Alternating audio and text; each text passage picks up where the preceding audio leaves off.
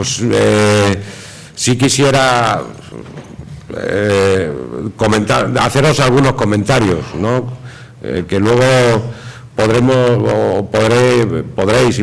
todos desarrollar una vez que escuchemos el balance que nos va a presentar Lola de la situación de la negociación colectiva, y más que no solo la situación, sino las perspectivas que nos esperan para el año 2013. Yo, cuando me estaba preparando unas notas para por lo menos poner orden en lo que os quería decir, porque deciros hay muchas cosas que decir, ¿eh? El problema es poner orden en los temas y poner prioridad en lo que tenemos que comentar. Pues cogía las notas de las jornadas del año pasado, y cogía las notas de la jornada del año pasado, que si recordáis las tuvimos en un momento, no fue en enero, fue el año, normalmente las hacemos en enero, luego hacemos el Comité Federal. El año pasado, si yo no recuerdo mal, fue antes de que terminara el año, al finales de... No, fue en enero también. Primero, sí. Pues 1 de enero. Bueno, pues fue como tradicionalmente a 1 de enero, ¿vale? La edad, el Alzheimer y esas cosas que me juegan malas pasadas. Bueno, pues fue en enero, y lo que sí tengo claro, que eso ya no me traiciona el Alzheimer, es que en esas jornadas analizábamos una situación pues un poco calamitosa de la negociación colectiva. Destacábamos, la negociación la destacábamos en esa situación por paralización de la negociación colectiva, influencia, desastre de la reforma, en aquel caso reforma Zapatero, por identificarla, la reforma del Partido Socialista, que ya había incidido en devaluar la capacidad de la negociación colectiva sectorial, había abierto un poco la puerta a los convenios de empresa, a la prevalencia del convenio de empresa frente al convenio sectorial, un poco nos había anunciado por dónde podían venir los que venían después, o qué podía pasar. Y hacíamos las jornadas también con un documento, un acuerdo interconfederal, el ANC 2012-2014, que tuvimos la oportunidad de debatir en las jornadas de manera intensiva, yo creo que intensa, de manera, pues con mucha participación, que luego pudimos ver en nuestro Comité Federal, y que decíamos que era un acuerdo duro, un acuerdo que nos suponía hacer grandes sacrificios, pero que era un acuerdo también que perseguía seguir poniendo en nuestras manos la capacidad de decisión en la negociación colectiva. Digo en nuestras manos, en las manos de las organizaciones sindicales, de los trabajadores organizados, de las organizaciones sindicales de clase, capacidad de poder incidir, de poder fijar criterios de las condiciones de vida y de trabajo de los trabajadores y de las trabajadoras de nuestros sectores.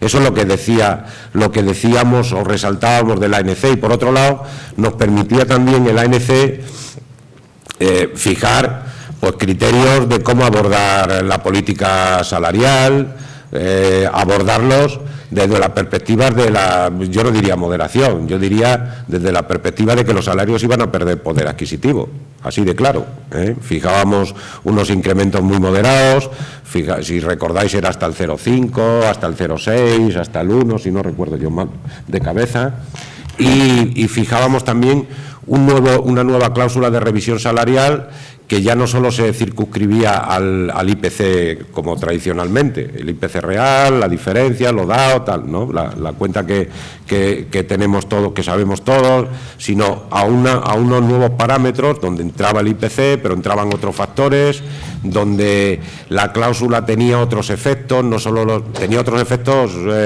no es que tuviera otros diferentes, sino que tenía menos capacidad de recuperación salarial que hasta ahora. No tenía la capacidad automática de recuperación salarial de los atrasos, ha quedado pues como ha quedado, en el ANC. Y bueno, pues yo recuerdo que en esas jornadas muchos compañeros y muchas compañeras decíamos y decíais que el ANC podía ser un mecanismo pues que no nos permitiera avanzar en la negociación colectiva. Yo no lo compartía eso, y sigo sin compartirlo. Yo creo que la ANC es un buen lugar para proteger la negociación colectiva y para avanzar. Pero es que si las jornadas las hacíamos a 1 de enero, un mes mal contado, llegaba la reforma de Rajoy. Y la reforma de Rajoy pues nos dejaba a las organizaciones sindicales en peor situación que la que teníamos 20 días o un mes escaso anteriormente, porque entregaba la capacidad de decisión, le entregaba el poder y entregaba mucha más discrecionalidad a los empresarios, a las asociaciones empresariales y a las empresas, a las direcciones de las empresas, y nos dejaba un poco tocaos a las organizaciones, tocado el acuerdo interconfederal de negociación colectiva, porque claro, los firmantes de la otra parte, que era la COE, la Confederación Española de Empresarios, pues se llamaban andanas, decían, oiga, un acuerdo que me obliga a pactar flexibilidad, que me obliga a pactar incrementos salariales, aunque sea con pérdida de poder adquisitivo, pero que me obliga a pactar incrementos, no de crecer, sino crecer, poco, pero crecer, algo, poco, lo que fuera. Un acuerdo que me obliga a fijar criterios de flexibilidad, de distribución de la jornada, pactados con la representación de los trabajadores, antes que utilizar mecanismos de extinción, antes que utilizar el despido. Un acuerdo que me obliga a pactar y a fijar con las organizaciones sindicales una estructura sectorial de negociación colectiva que refuerce los convenios sectoriales y que refuerce la negociación colectiva. Eso es lo que decía el ANC, y a eso vino el Gobierno y le entregó pues armas, bagajes, la sartén, el mango, se lo entregó todo a los empresarios. ¿Qué es lo que tienen ahora? ¿Qué es lo que tienen con la reforma? Y eso pasaba hace un año. Va a hacer dentro de poco, el día 12 de febrero, ¿no? Es el nefasto año de la reforma laboral, y las repercusiones en nuestros sectores yo diría que son más graves o más sangrientas, a lo mejor no es la palabra adecuada lo de sangriento, pero más negativas que en el resto de los sectores. Pero yo creo que por varias razones, por la propia realidad de nuestros sectores, una negociación colectiva pues en el sector de comercio muy atomizada, cerca de 300 convenios me parece que tenemos, 200 y pico, que siguen estando ahí. Es verdad que con un acuerdo marco de comercio que hemos logrado rescatar, después de 20 años de estar ahí muertos, lo hemos logrado rescatar, pero que todavía no ha adquirido ni, iba a decir velocidad de crucero, no ha adquirido ni velocidad de barca de las del Retiro, entre nosotros.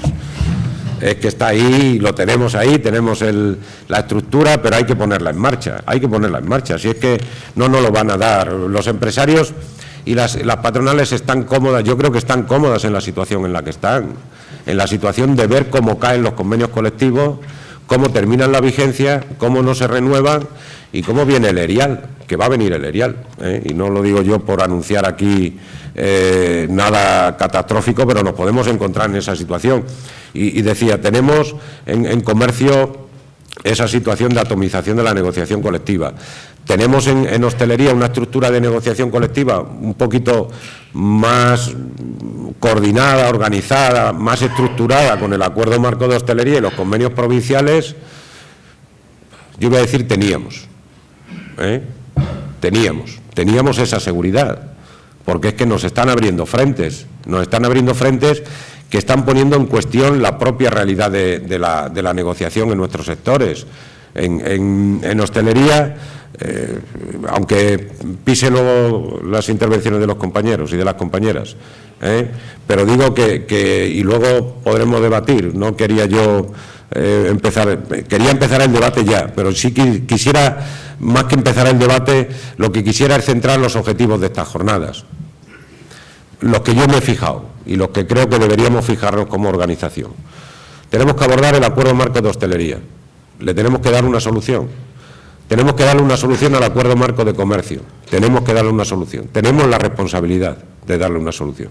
Y tenemos otro gran convenio ahí encima de la mesa, pues que no depende de nosotros, pero que tenemos que valorarlo también, tenemos que valorarlo en el sentido de por lo menos reflexionar sobre él, aunque sea para para decir barbaridades sobre él, que es el convenio de grandes almacenes, ¿no? Esas son las tres realidades que tenemos hoy así acuciantes en el sector. ¿Y por qué tenemos que dar solución en comercio y en hostelería? Porque nos podemos quedar sin negociación colectiva. Yo creo que nos podemos quedar sin negociación colectiva. En el acuerdo marco de hostelería tenemos encima de la mesa una propuesta que tenemos que necesariamente abordar, y es la clasificación profesional. La tenemos que abordar, porque si no la abordamos nos vamos a encontrar que en los convenios provinciales, que en los convenios de empresa, que en los acuerdos subsectoriales van a abordarla y no tendremos al final de qué hablar con los empresarios, porque nos van a decir, ahora, si ya lo tenemos solucionado, lo hemos solucionado, cada uno se ha buscado la vida por su cuenta. Y sobre todo, en el acuerdo marco de hostelería, yo creo que más prioritario que la clasificación será reforzar la estructura de negociación colectiva que queremos. Nosotros tenemos claro cuál queremos, la negociación colectiva sectorial, de ámbito estatal, con articulación territorial. Eso es lo que queremos en la hostelería y lo que queremos en el comercio. Y en juego, como lo tenemos solucionado, no es que lo queramos, lo reforzamos y para adelante, que no me olvido de juego. Pero eso es lo que queremos, pero de nuestro deseo a la realidad de lo que nos estamos encontrando en el día a día, pues tenemos que darle solución, porque ¿qué realidad nos estamos encontrando en hostelería? Con apertura de ámbitos de negociación sin antes haber podido definir qué estructura tenemos, si cabe dentro de la estructura que tenemos nosotros, los ámbitos esos que unos se han iniciado, se han abierto y otros nos han anunciado que los quieren abrir, y no podemos esconder la cabeza. No podemos meter la cabeza debajo de tierras como el avestruz, tenemos que abordarlo para decir lo que tengamos que decir, para oponernos, para buscar alternativas, para dar soluciones, para gestionar las condiciones de los trabajadores y de las trabajadoras. Mirad, en hostelería tenemos ahora mismo sobre la mesa hoteles, cadenas hoteleras de más, de menos tamaño, que están abordando situaciones críticas, porque las situaciones críticas, una las están abordando y otras nos han anunciado que las tenemos que abordar, pero no porque queramos nosotros, sino porque es nuestra responsabilidad, porque representamos en los comités de empresa, los delegados, a los trabajadores y a las trabajadoras de esas cadenas. NH, recordáis, intentó un convenio de empresa, lo tiramos para atrás, lo tiramos de manera coordinada entre nosotros, los compañeros de comisiones, y en compañía de nuestros representantes sindicales, que en estos casos a veces pues no coincidimos, ¿vale? No coincidimos no porque digamos cosas diferentes, sino porque ellos están más cercanos, tienen la realidad que tienen y pues a veces les embolican. Digo, les embolican, les venden una moto y creen que la solución la tienen ellos allí y no saben que lo que están haciendo pueden perjudicarse ellos y al resto del sector.